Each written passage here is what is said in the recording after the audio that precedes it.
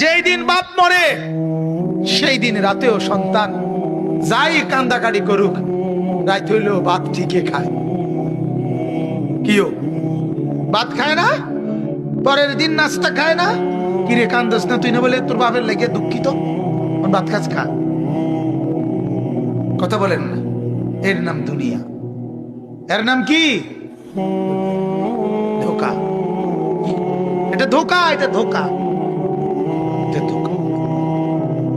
হিসাব কেবল খানার, হিসাব কেবল বাবার ওয়াদা পালন করে নাই, বাবার ওসিয়ত পূরণ করে নাই, বাবার ঋণ আদায় করতে রাজি না, বাবার ওয়ারিসের সম্পত্তি, এই বাবার মৃত্যুর কারণে বোন সম্পত্তি পাবে, এটা দেয় না।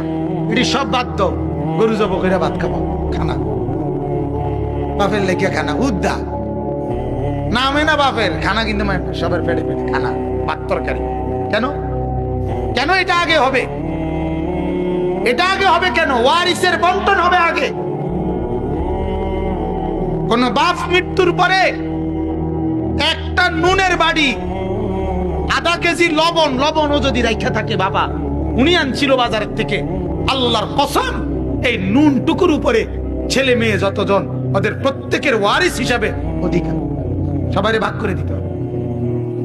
বুঝেন এটা মিয়া? বুঝেন তো না? ভাতের থালা বোঝেন। ওয়ারিস শুধু জমির উপরে হয় না, বাবার স্থাবর অস্থাবর সবকিছুর উপরে ওয়ারিস। একটা নুনের বাড়ির উপরে ওয়ারিস। আমরা এটা পালন করি? কথা বলেন না কেন? খানাডা এতে এতে বাপে মরছে, এতে ফুলাকা কান্দে, আর মানুষে গিয়ে কয় খানাডা কোন দিন করিবা? আরে বুঝছি তো, কান্দা তো আইয়ে বুঝছি আমারও, কিন্তু ফাঁকি দিয়ে কথাটা ভাঙ্গা লইলে ভালো ছিল না। হ্যাঁ, খানাডা কোন দিন করিবা? আরে বুঝছি, বুঝছি নামনি ডাকাত, তুই তো বাতে না টুয়াইতে আস,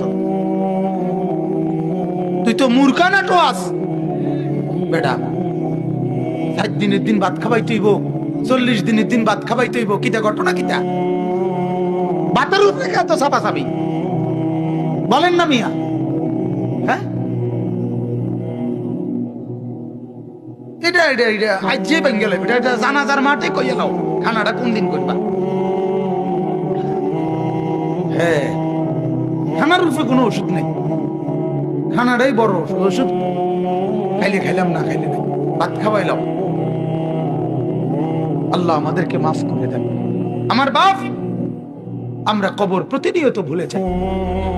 আল্লাহর নবী সাল্লাল্লাহু আলাইহি ওয়াসাল্লাম বলেন, ও উম্মত, তুমি নিজে যে আমলটুকু পাঠাইছো এটাই তোমার বড় পুঁজি, এটা বড় পুঁজি। মত দেখো না কি পাঠাইছো। আমি যাওয়ার আগেই তো আমার কবরের বিছনা, কবরের সামানা পাঠানো উচিত, ঠিক কিনা বলেন? আল্লাহ আমাদেরকে বুঝার তৌফিক দান করুন।